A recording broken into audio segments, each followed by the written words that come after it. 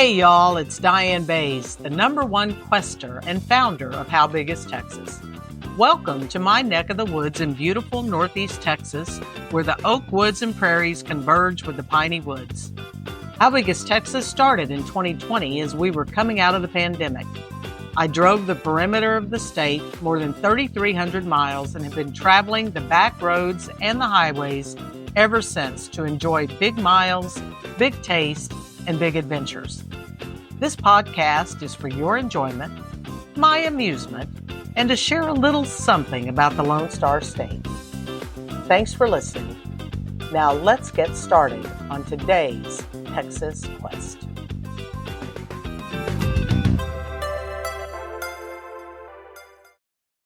I'm glad you could join me. It's a beautiful day in the piney woods of East Texas. I sure love spring. Outside my door at the International World Headquarters of How Big is Texas, the songbirds are singing, the wind chimes are blowing in the breeze, and the Texas flag is waving. I am living my dash, and I hope wherever you are, you're doing the same. Earlier in the year, on my How Big is Texas Facebook page, I decided to have some fun. I created a list with 40 names of foods I've enjoyed in Texas, and then I shared it with my followers. I called it How Texan Are You? You scored a point for every food you've eaten, and then you were ranked. If you'd eaten 1 to 10 items, I titled it, Bless Your Heart. 11 to 20 meant you got here as quick as you could. 21 to 30 made you a true Texan. And 30 or more, and you were part of the How Big is Texas Club. Now, that club title and a pot of greens would get you a pot of greens. It was all in good fun, or at least I thought it was, until folks started chiming in. Before we go there, I'll give you a heads up on why I picked the foods I picked. I've lived in more than 20 cities and towns in Texas, from the Panhandle to the Piney Woods. Because the state is so big, I've tried all sorts of eats from all kinds of cultures. Apparently, with my innocent post, I was stirring the pot without even knowing it. Now, some comments were downright mean. If you were looking for ugly, you could have found it on Facebook as easy as a witching stick finds water. Texans are passionate about their food, and if you want to get one riled up, leave out something they like, or even worse, add something they've never heard of. Whenever that happens, you can bet they're fixing to tell you. And they did. Some questioned kolaches because depending on where you live in Texas, what you get in the hill country isn't what you get in other parts of the state. I've never had kolaches until I lived in Hillsboro. A few miles down the road in the town of West, near Abbott, where Willie and Bobby Nelson grew up, you can buy real deal kolaches from the Czech Stop or Slobodech's. For those of you who've done the commute on I-35 to Austin to DFW or vice versa, you know what I'm talking about. And if you don't, well, that's just sad. These delicious pastries are made with a yeast dough and topped with fruit jam, poppy seeds, or cream cheese with or without fruit. If you go to East Texas, and maybe other parts of the state, you can order a kolache and it will likely be what others refer to as a sausage roll. It's exactly what it sounds like. Sausage wrapped in dough. When I shared kolaches on the list, my fellow Texans questioned if I meant the real ones or those others. Someone even shared with me that if they have sausage in them, they're called klobasnik. Some might say you cheated if you claimed a point for the meat version, but I'm not opening that can of worms. People can't help it if a restaurant names the food something they shouldn't have called it. Things on the list folks didn't fuss over included Fletcher's corn dogs, a state fair staple, at least in Texas, Bluebell ice cream, King Ranch chicken, since it started at the King Ranch, and pecan pie. I pronounce it pecan, while others might go with pecan, pecan, or pecan. I can tell you right now that last one is a whole other story, so I'll stick to how I say it. Drinks I included on my list were Dr. Pepper and Big Red, both made in Waco. Sweet tea, I prefer mine when it's made by the sun in a glass jar. And margaritas. Now, the latter might not have originated in Texas, but there are stories out there that it could have, kind of like Athens, Texas being the home of the hamburger. Who am I to argue either way? Both are tasty, and I'm happy Texas staked a claim on them, whether it's true or not. I prefer frozen margaritas to the ones on the rocks because I like umbrella drinks. An umbrella drinks is something you enjoy on the beach or the veranda, also known as the porch.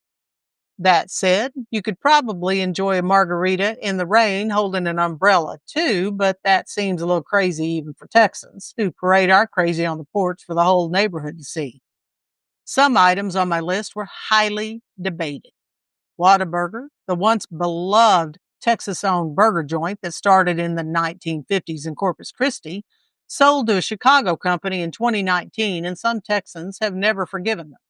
I, for one, still love Whataburger. I have fond memories as a kid of opening the orange colored wrapping paper and enjoying the goodness therein. I'll take it over In-N-Out Burger all day long. Sorry, California. It's not you, it's me. Fried foods, chili, and barbecue on my Texas list got little to no debate. People were good with chicken fried steak, Frito pie, a bowl of red, brisket, cabrito, and barbacoa. Even the Texas shaped waffle scored points.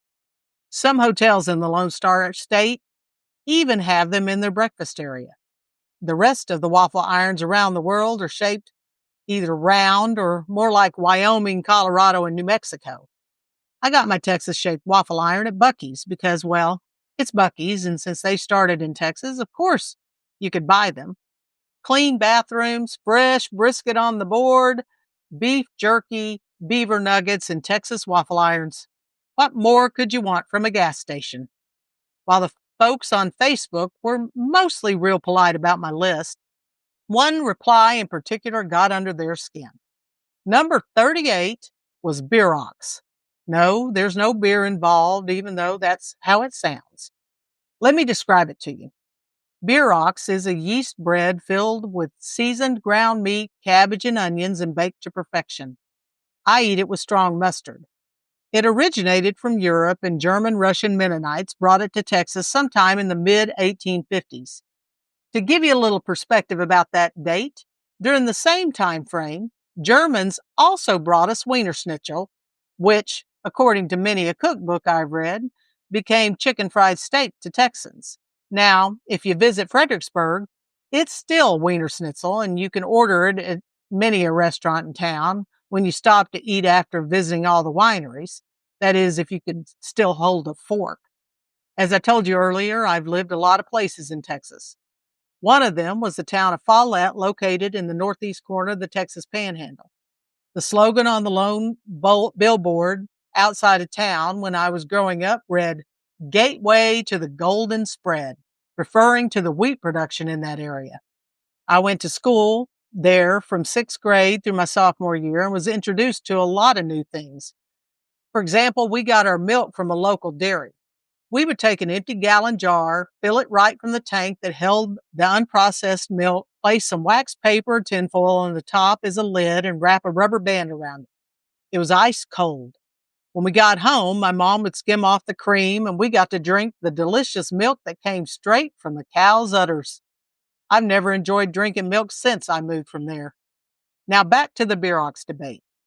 People either said they've never heard of it or it wasn't from Texas, even though it got here in the 1850s, a few years after Texas became a state and around the same time chicken fried steak became a thing. The Panhandle is filled with good people whose own people settled there years ago from around the world, including Eastern Europe. Those good people brought us Bierox, for which I'm grateful. Just because folks who've never spent much time in the part of Texas that produces a lot of our food, fuel, and fiber doesn't mean it shouldn't be on the list, especially since they didn't have a problem with other items on the list like jalapeno poppers, gumbo, crawfish, and menudo because they'd heard of those since they're more popular in the areas of the state where most of the population lives. And while Bierox doesn't have its official day like chicken fried steak, which is October 26th, if you were wondering, if it would help to have it placed on a calendar, I'd be all over that. Like I shared earlier, the list was all in good fun. People suggested a lot of items I didn't include but thought about: fried chicken, fried catfish, fried hush puppies, fried shrimp, fried pickles, and even fried pies. We're the Bubba Gump masters of fried foods in Texas, and that only scratched just the surface. We could fry on and on. We have good victuals in Texas. Yes, I use the term victuals. It's a phrase I don't think we use enough. In fact, I don't know anybody who's said it since the Clampetts discovered black gold and landed in Beverly Hills. But victuals is a fun word, and I think we need to bring it back. Whether it's breakfast, lunch, dinner, or supper, we're blessed with what our family that came before us introduced us to, and even recipes we've created based on their introduction of ingredients. I'll tell you what, I don't know if I'll ever share another list. I don't want to get my fellow Texans riled up any more than I have to. After all, I've seen the way they act when they're in the bleachers on Saturday watching their favorite college team play football. It can get ugly. No, you don't have to answer a list and score points to love the Lone Star State, and there's no way I'm going to debate that subject on whether you're Texan if you weren't born here. I'm a fifth-generation Texan and proud of it. But I have a lot of friends who truly did get here as quick as they could and are waving that Lone Star flag high and proud because they drank the Kool-Aid and loved this state.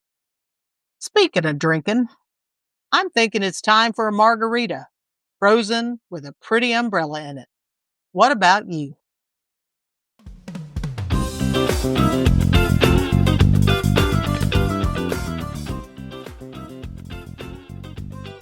Well, that's all she wrote for this episode. I sure hope you enjoyed it. You can follow me on social media at How Big Is Texas or on my blog, howbigistexas.com. If you like this podcast, y'all please take the time to give me a Texas-sized friendly review. Thanks again for listening. Until next time, from Texas, safe travels.